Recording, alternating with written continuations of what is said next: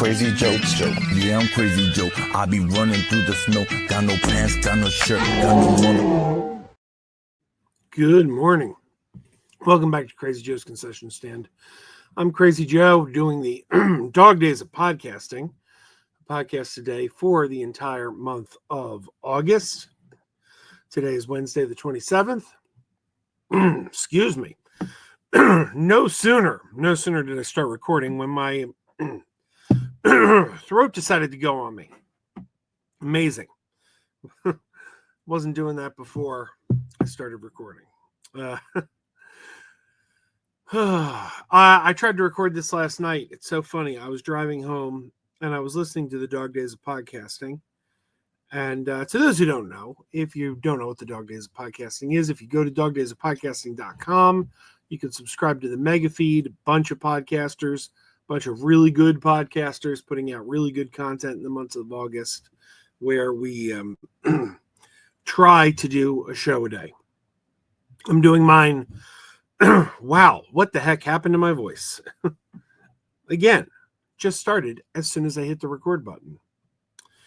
A bunch of good podcasters I'm doing a show a day. So last night I'm driving home from the movie theater and I'm listening to the Dog Days of Podcasting, and I hear Mark Kilfoyle talking about how technology doesn't always work. And it's funny because I get home and I sit down at the computer to record my Dog Days, and I could not get my computer fired up. And I thought to myself, wow, it's amazing. I'm just listening to Mark talk about how technology sometimes doesn't work. And here is technology not wanting to work for me. So you're getting this podcast hours later. I went to bed and it's now coming to you in the morning. I mean, you were always going to get it on the 27th calendar date. I was going to try. I usually record these things the night before, or I try to record them the night before. I don't always succeed. So you were always going to get it on the 27th anyway, but I tried to record it on the evening of the 26th. The recording I get now, you get now, is probably going to be decidedly different than what you would have gotten last night, because I don't really remember what I was going to say. I don't remember because I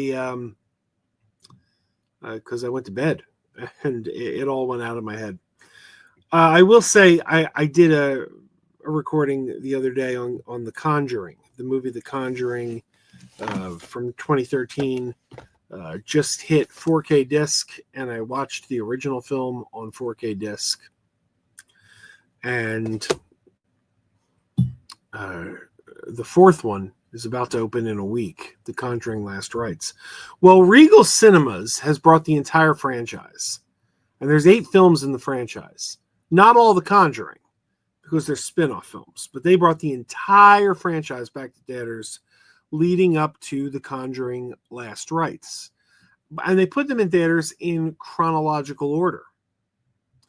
They started with The Nun, which is a spin-off, The Nun Part 2.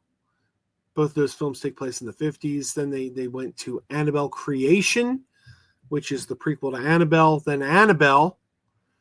Then they went to The Conjuring Part 1, which I just watched on 4K disc. I didn't make it out to the theater to see that. I didn't go to see any of the Nun movies. I hate them. I didn't make it to the first 2 Annabelles.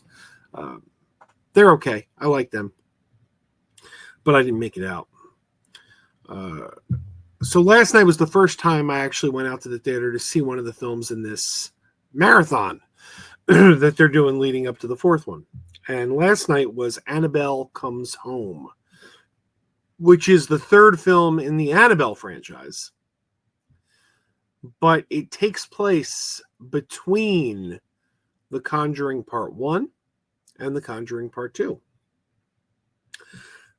When I talked about The Conjuring the other day, I talked about how the strength of the franchise was the chemistry between Patrick Wilson, or P. Willie, as we like to call him, and Vera Farmiga as Ed and Lorraine Warren. They're kind of the heartbeat of this entire franchise. And their chemistry together, those actors are great. They're great in those roles. They're very likable characters based on true people. I can't comment on the true people, only on the fictionalized versions of them, because I never met the real people. But P. Willie and Vera Farmiga make them very, very likable people that you want to spend time with. Whether they're doing demonology or the mundane, you just want to spend time with them. And while the Annabelle franchise is a spin-off franchise, Annabelle Comes Home, the third chapter in the Annabelle trilogy, is the only Annabelle film that actually features Ed and Lorraine Warren as characters in it. The first Annabelle movie is about the events before the Warrens got the doll. And the second Annabelle film, Annabelle Creation, is a prequel to the first Annabelle film, Annabelle Creation. It's about the doll's creation, I believe. It's been a while since I saw Creation. I'm going by memory. And the title. The title's Creation, so I'm going to assume it dealt with her creation. I really don't remember that film. I got to watch Annabelle Creation again.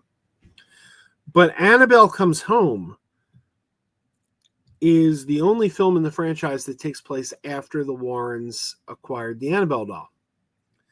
And the premise is the Warrens go out of town. They leave their young daughter, 8 years old, I think, Judy, with a babysitter who's staying at the house with her overnight while they're out of town.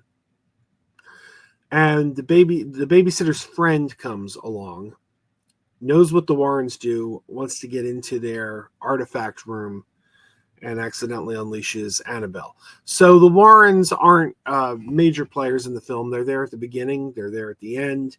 Most of the film is turned over to their daughter Judy and her babysitters. But the fact that Ed and Lorraine Warren are there gives that film something special that the other two Annabelle films don't have. Because like I said, they're the heartbeat of this franchise, those characters. And it's great watching them on the screen. So I was happy to go see this film again. And their daughter, Judy, is played by McKenna Grace, a young McKenna Grace, who is best known to people for her role in Ghostbusters 3 and 4. She plays Chloe Spengler, the granddaughter of Egon Spengler in the last two Ghostbusters movies. And she's a really good actress, really good young actress. And this film, she's very young. She's like a teenager in the Ghostbusters movies. So it's kind of surprising to see her this young. But I mean, the Annabelle Creation is an older film. Not Annabelle Creation. Annabelle Comes Home is an older film that I seem to remember. It is a pre-pandemic film. It doesn't feel that old, but pre-pandemic wasn't that old, quite frankly. It feels like it was a million years ago, but it wasn't. Really good film, really enjoyable film, and the best part of it is P. Willie and Vera Farmiga. They really say, and McKenna Grace. I got to give McKenna Grace a lot of credit. She's a good actress. By the way, if you haven't seen Ghostbusters 3 and 4, what are the titles? Ghostbusters Afterlife and Ghostbusters Frozen Empire. I can't recommend checking those films out enough. Ghostbusters Afterlife especially. Ghostbusters Afterlife is a film that deserves so much praise because it's a film that doesn't take the easy way out. And what I mean by that is, to me, there was an obvious way to go for a Ghostbusters 3. There's the way I would have gone, because I'm not as creative as the filmmakers that make Ghostbusters Afterlife. And if you came to me and said, make Ghostbusters 3, I just would have gone with the obvious, which would be snarky comedians, because we always knew it was going to be a passing of the torch where the main Ghostbusters, Bill Murray, Dan Aykroyd, they were never going to be the main characters. It was always going to be a handing off of the torch to a younger generation. So I would have gone and done the obvious, which is, popular SNL comedians, maybe like a Bill Hader and I don't know, an Andy Samberg. I don't know. Jason Sudeikis. I don't know. But like some snarky SNL alumni actors in New York City, running around in the city, chasing ghosts, making sarcastic quips to one another. I mean, that's what Ghostbusters 1 and 2 were, right? Not to disparage Ghostbusters 1 and 2, they're brilliant movies, but that's what they were. I probably would have given you a pale imitation. If you came to me and said, do Ghostbusters 3, I would have done the obvious and given you the pale imitation. Jason Reitman comes in to do Ghostbusters 3, and he completely subverts all your expectations. He could have gone for nostalgia bait. He could have gone the easy way out. He does not. There's a little bit of nostalgia in there. There's little marshmallow men. You see the terror dogs again. Ivor Shandor. He's the villain again. Gozer. So you get touches of nostalgia. And I would argue those touches of nostalgia are incredibly necessary because the bulk of the film, the meat of the film, is so wildly different from the original Ghostbusters film. Whereas the original Ghostbusters film was an urban film set in New York City. He sets this one in a small town, this tiny little town. Whereas the original Ghostbusters was adults, male adult comedians making constant quips at each other. Jason Reitman's like, nope, we're going to do a film about kids. We're going to do a film with a family at the heart of the film. And the entire tone is so significantly changed by these major changes. Taking these characters and saying, changing the setting, changing who the characters are, instead of going with adults, going with children. It's such a wildly different Ghostbusters movie. And they kind of need those little carrots of nostalgia as a connection point, because without them, you've got this film that would really not feel like a Ghostbusters film at all, because it's so incredibly different. And it's just a brilliant film. It's just, when we say we don't want sequels, so many sequels are more of the same. This was a sequel that was so wildly different than what had come before, but it worked because they did find the nostalgia bait to tie it back just enough. Brilliant film. Ghostbusters 4, Frozen Empire, does tend to get a little more traditional.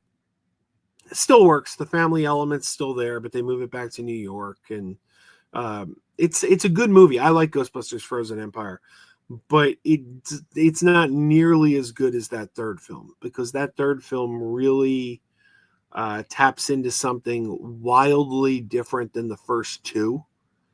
It's a unique film. It's not what I would have made, and that's because I'm not that creative.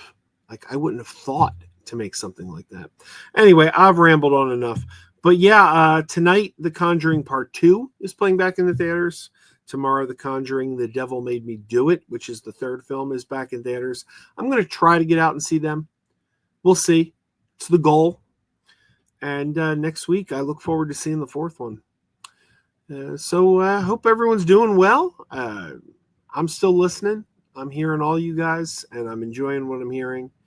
And, I had a question. I had a question for Mimi Delmari, the mermaid. And I can't remember what that question is now because I went to bed last night. It went out of my head, like I said. Last night it was there. And, yeah, I remember what it is. Mimi, if you're listening, here's a question for you. My kids and I like to play a game called the thinking game. And it usually starts with, I'm thinking of an animal. One of us says, I'm thinking of an animal. And we have to give questions to guess what the animal is. And very often, I start out with asking the question. When someone says, I'm thinking of an animal, my immediate response is it a orangutan?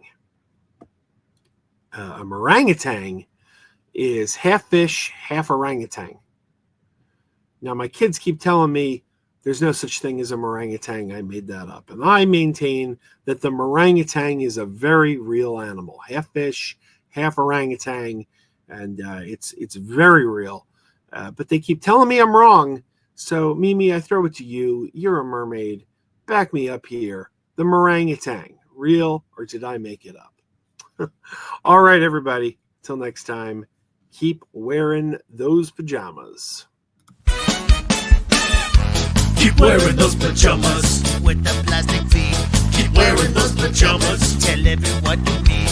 Keep wearing those pajamas with the back door flap. Keep wearing those pajamas. Don't open it, it's a trap. Oh no, it's a trap.